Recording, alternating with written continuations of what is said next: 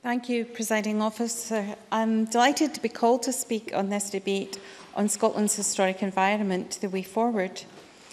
This is the first ever historic environment strategy, which has been arrived at through consultation with the historic environment sector, with our charitable bodies, with local government, and further consultation that will see this strategy complete its vision to deliver the best outcomes for Scotland's unique historic environment, maximise our potential to enrich our communities, towns, cities, and bolster our local economies.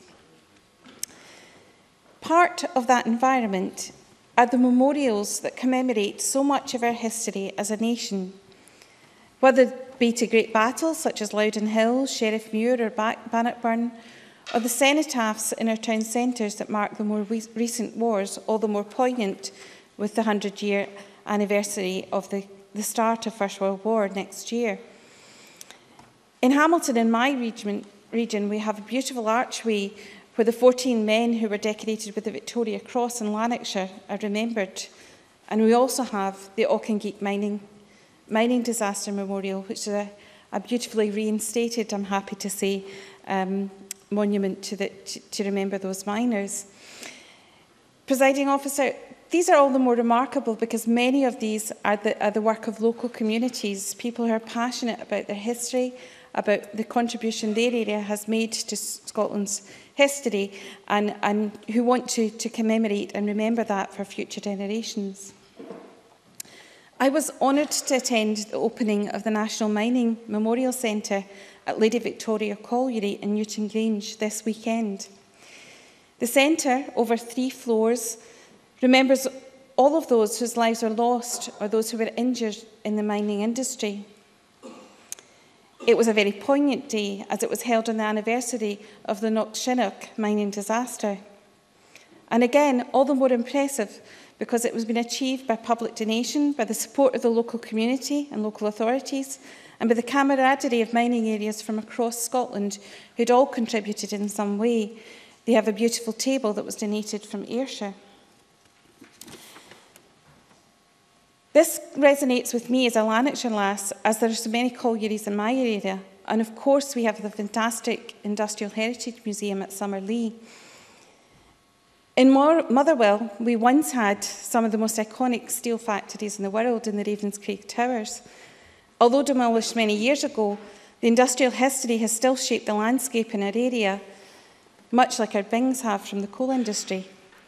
But I hope soon that the Steelworkers Memorial Fund will achieve their goal of erecting a new memorial to steelworkers who lost their lives in that industry, a memorial that will add to our historic environment and be enjoyed by Scots who are visiting the area, tracing their Lanarkshire heritage, or those who live in that area.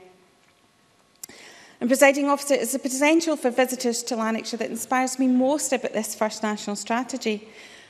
One only has to look to the Great Tapestry of Scotland, mentioned by many speakers already today, to remember just how important our history is.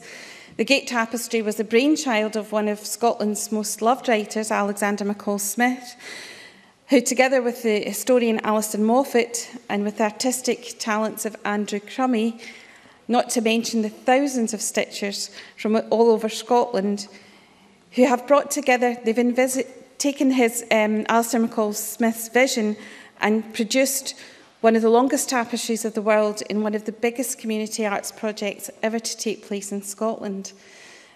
In Alexander McCall Smith's own words, he said, "I salute the visionary artist Andrew Crummy and his team of hundreds less by Dory Wilkie. I salute their magnificent artistry. I salute their generosity. I salute their good humour. This tapestry is their creation, given to the people of Scotland and to those who will come to Scotland to see it."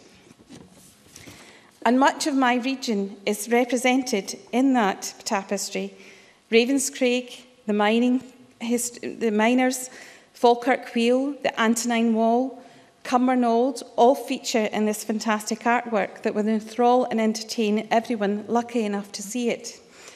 And of course, in my region, we also have Bothwell Castle, the Museum of Rural Life in East Kilbride, all of which would be worthy of a single debate in this chamber. As we approach the Commonwealth Games next year, I hope that those attending the events in Strathclyde Loch will have an opportunity to learn about the Roman remains in Strathclyde Park. They will be able to visit the Duke of Hamilton's mausoleum and visit Chartlow Park that they can see from the loch. As I venture outside my region, I hope that they will also take in the greatest placemaking project in the world in the village of New Lanark.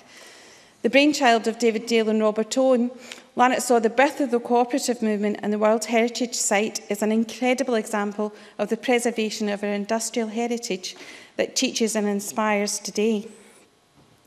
Nestling beneath Coralin, the Falls of Clyde, it's one of our most beautiful environmental sites, and I hope that everyone who can will have an opportunity to visit during the Commonwealth Games. Thank you. Many thanks.